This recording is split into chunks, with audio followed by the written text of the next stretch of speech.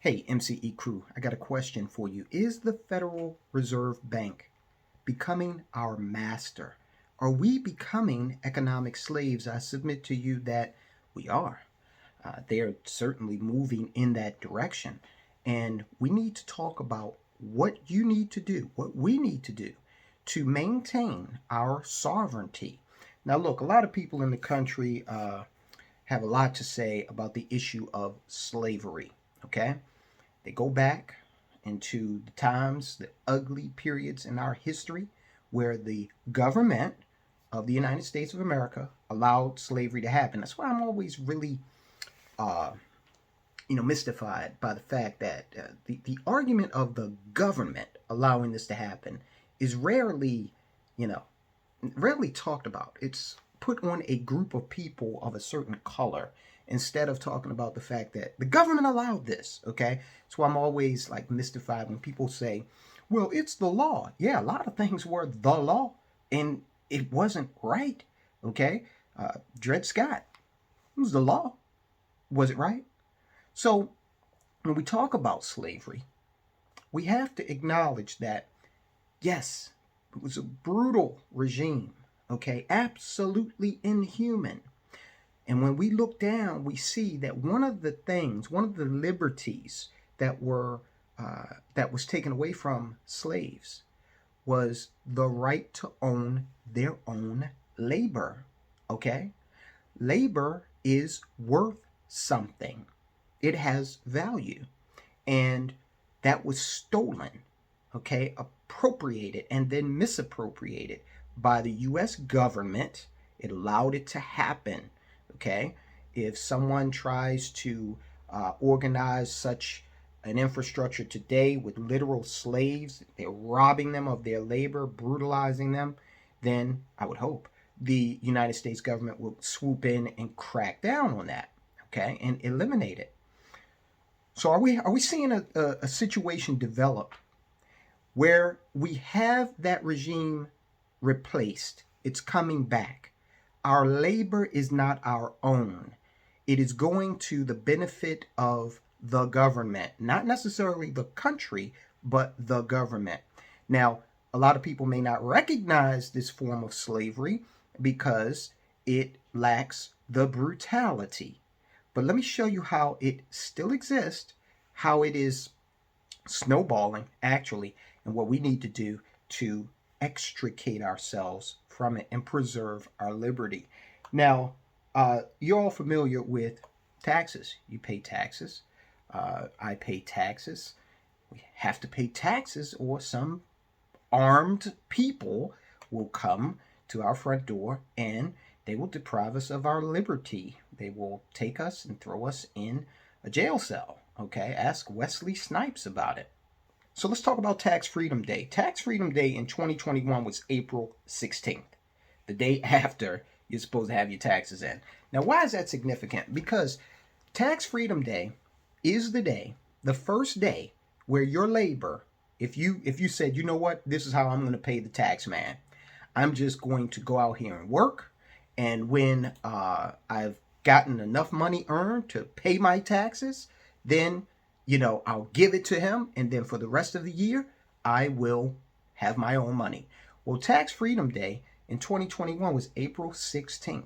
That means that you had to work January, February, March, the whole first quarter, and half of April in order to earn enough money on average to pay the IRS. So for 4 months, roughly, 3.5 months, your labor wasn't your own. And Tax Freedom Day keeps on getting further and further into the year. As an example of that, in 2010, Tax Freedom Day was on April 9th. So, it has been further into the year also, but it's getting, progressively, if you look at the chart, it's going further and further into the year. So if you're working and all that money you're making is just going to pay the government, and you're not really seeing anything from it, what does that make you if you're working and you're not getting paid? Okay, you don't get to keep that money. You don't get to keep the fruits of your labor like a slave, okay, that would go into a field and pick cotton. that labor then was turned into money and they didn't see any of it, or like a slave who was, building a pyramid in Egypt and for the glorification of the pharaoh, okay? There was a value associated with that and they didn't get to see any of it. If you're out there working and you don't get to see that value, then what are you? Okay? You're an economic slave. Now, people don't recognize it as such because they have Netflix and can go to Walmart and buy cheap Chinese made goods. And so it makes it kind of, something that they don't consider as such. How do we work around that? How do we maintain our economic freedom? Well, it's becoming more difficult to do so when you look at people like Saleh Amanrova. And I got a comment in the video on Miss Amrova telling me that I shouldn't be making videos about her, and I don't know what I'm talking about, even though I include citations of what I'm talking about in the comment section. You got to actually read in order to find that out. And I told that commenter, look, we can have a conversation, it's fine, but don't tell me what to put on this channel. Now, if she's commenting, that means she has a Google account, which means she has the ability to post her own damn video to YouTube and talk about whatever she wants. I told her to do that. Go ahead and refute what I'm saying. I haven't seen a video yet. But in any event, Ms. Amrova, the nominee for the comptroller of the currency position, we went through and talked about the way she feels that the consumer should no longer bank with a private banking institution. It should be controlled by the Fed, the Federal Reserve Bank, and she's also a big fan of a central bank digital currency. And we've also got one of the Fed governors who may be sliding into that chairman spot if Jerome Powell is not reconfirmed. A woman by the name of Lael Brainerd. Now, she is also a big fan of the central bank digital currency. And make no mistake about it, when they get the power to look at every single transaction that you make, when they get the power to be able to send you money directly, okay, and tie that allocation to whether or not you are obeying certain rules in this society that they make up capriciously, then you are a slave. Look, guys, we got a situation in the country right now where the government is telling you, look, you will not eat. You will not pay your rent, your mortgage. You will not pay your car payment. You will not work unless you do what we tell you to. And that's under the current regime. Imagine what it will be like when they control every allocation of funds that go into your pocket or into your account. Now, what do you do about that? Well, a couple of things. Number one, we got to change our whole paradigm. People, you know what? You got to look into being able to raise your own food. That way, if for whatever reason you can't get to the supermarket, Fed shut your money off, okay? Or there's a food shortage, which we're in a situation where we're looking at one of those now due to nitrogen being in short supply. Nitrogen is a main ingredient of fertilizer. It's going to drive up the prices of food, okay? May make it even more scarce. But community farming, if you're in a city, if you're out and you have some land, hey, and it's nothing but grass, okay, you might want to start turning that into land that produces, okay, some sort of food. That's a tangible asset. And also the skill you develop in learning how to do that, that's an asset too, a very valuable one that you can pass on to your community, to your family. Now, of course, we have those tangible assets in the form of fuel for the human body, all right? Learning how to farm, getting with communities in your area that may offer different methods to trade food.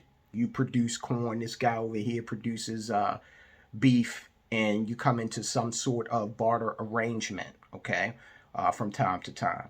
Build those associations. Build them now.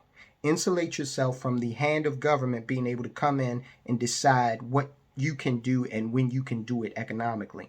Now, the next thing, you want to go out and you want to, look, I'm not going to say you want to, but I'm going to tell you what I'm doing. We are focused on buying land, okay? Look at what these major billionaires and multimillionaires are doing. Everybody from Kanye West to Bill Gates is purchasing farmland. Now, I got my own ideas into why Bill Gates is doing it. He's a very nefarious character, in my opinion. But you can produce. Again, you can go back and you can produce on that land. And if you can produce more than you can consume, then you have another way to actually derive some income from that land. Okay. And it doesn't always have to be food, it can be timberland. Okay. Where you actually have trees on that land. That's a science you need to learn. It's not as easy as it sounds. Okay. But it is a way to derive some income from the hard asset, real estate. There are other hard assets that you can acquire. We've talked about them ad nauseum on the channel. Gold, for example. Silver. Silver has a ton of industrial uses. Okay, we're looking at investments in copper because there's going to be a revolution in electrification of the country. Okay, due to this green energy movement. And whether you agree with it or not, there's money to be made. So you've got to take your sovereignty into your control.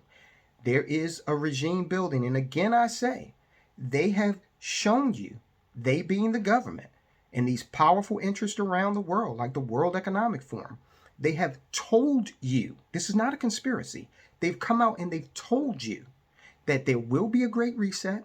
And the United States government and governments around the world, like Australia, have told you point blank, all that talk about liberty and freedom, that's done. You're going to do what we say, or you're not going to be able to put food on your table. Point blank. So if you want to maintain your sovereignty and your independence, then you're going to have to change your entire paradigm. You're going to have to learn some hard skills. You're going to have to start looking seriously at hard assets like commodities, like food, okay, that you produce. All right, guys? Okay, I will talk to you soon.